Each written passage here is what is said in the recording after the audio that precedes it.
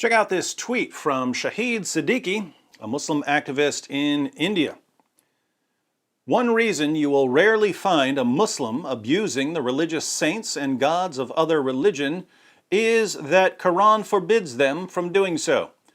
Despite ruling for 800 years, you will hardly find anything in Islamic literature denigrating gods of other faiths. Now, as someone who receives dozens of messages per day from Muslims denigrating my religion, I have to wonder what kind of delusional bubble Mr. Siddiqui lives in. But let's focus on his claims about the Quran commanding Muslims not to insult other people's gods. Surah 6, verse 108. And insult not those whom they, the disbelievers, worship besides Allah, lest they insult Allah wrongfully without knowledge. Thus we have made fair seeming to each people its own doings, then to their Lord is their return, and He shall then inform them of all that they used to do. Notice what the verse says here.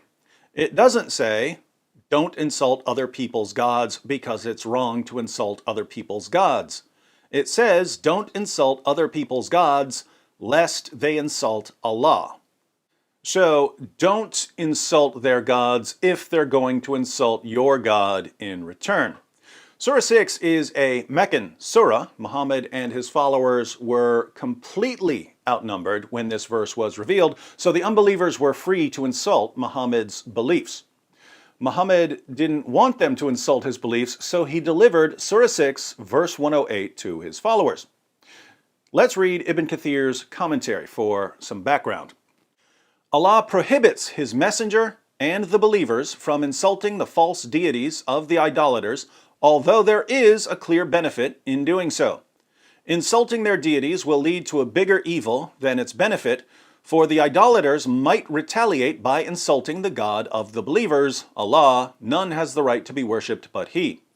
Ali bin Abi Talha said that Ibn Abbas commented on this ayah, 6:108.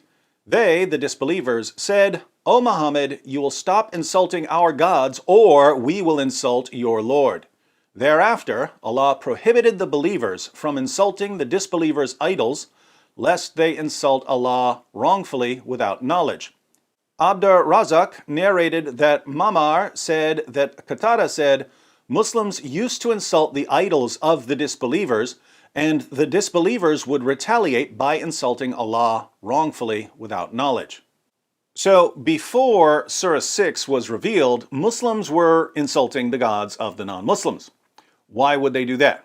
Well, they were simply following the example of their prophet.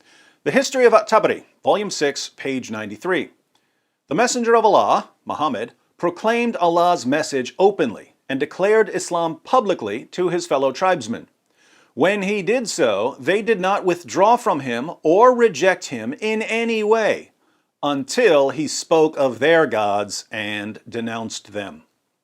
According to Muslim sources, the pagans of Mecca didn't have any problem with Muhammad preaching Islam until he started denouncing their gods. A few pages later in Tabari, the pagans complain about Muhammad's religious intolerance. They say, We have never seen the like of what we have endured from this man. He has derided our traditional values, abused our forefathers, reviled our religion, caused division among us, and insulted our gods. We have endured a great deal from him. So Muhammad reviled their religion and insulted their gods.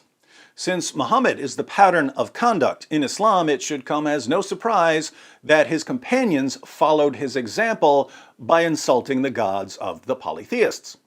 When the polytheists decided to retaliate by insulting Muhammad's God, Allah suddenly called for an end to the insults. But this was only temporary. As we read in the tafsir of Ibn Abbas, Surah 6 verse 108 was abrogated or cancelled by Allah's command to fight the polytheists. Verse 108 is in parentheses, and Ibn Abbas's commentary is outside the parentheses.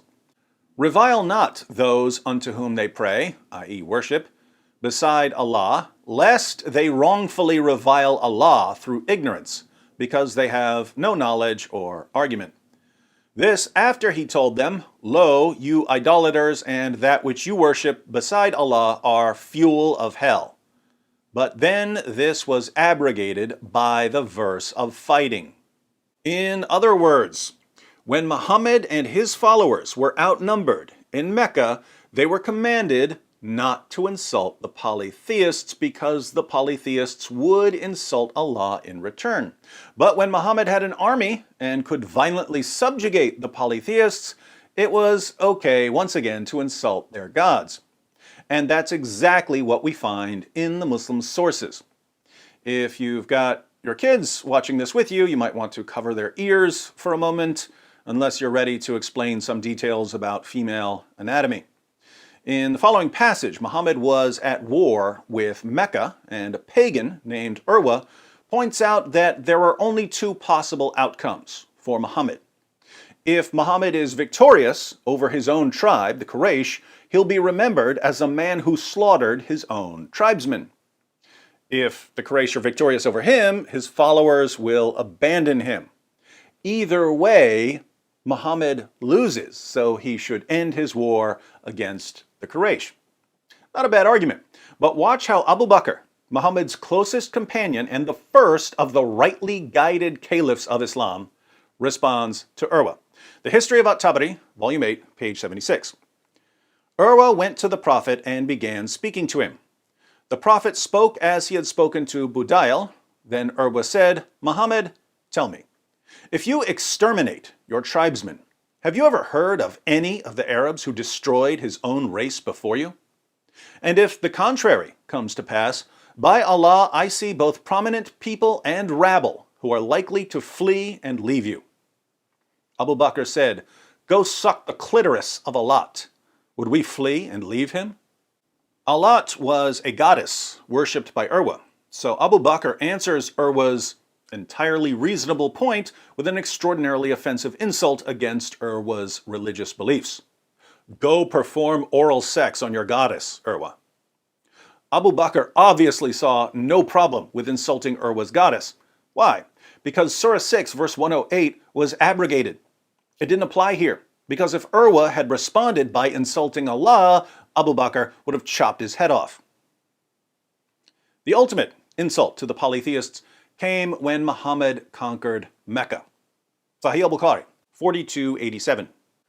When the Prophet entered Mecca on the day of the conquest of Mecca, there were 360 idols around the Kaaba. The Prophet started striking them with a stick he had in his hand and was saying, "Al-Haq," the truth, i.e. Islamic monotheism, or this Quran or jihad against polytheists, has come, and al-Batil, falsehood, i.e. Satan or polytheism, vanished. The Muslims smashed the 360 idols of the polytheists. Does that sound like a group of men who were convinced that God doesn't want them insulting other people's gods? Of course not.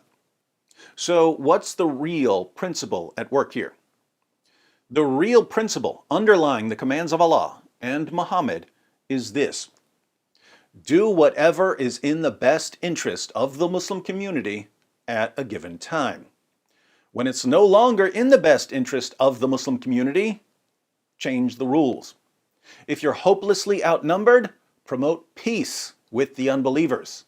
If you've got an army, violently subjugate them and smash their gods to pieces. Shahid Siddiqui lives in New Delhi, where Muslims make up a little under 5% of the population. What's in the best interest of the Muslim community there? Preach peace and tolerance. Don't insult other people's gods. Pretend that several centuries of jihadis smashing Hindu idols and destroying Hindu temples never happened. It's in the best interest of the Muslim community of New Delhi to spread this deception. But that doesn't mean the rest of us have to fall for it.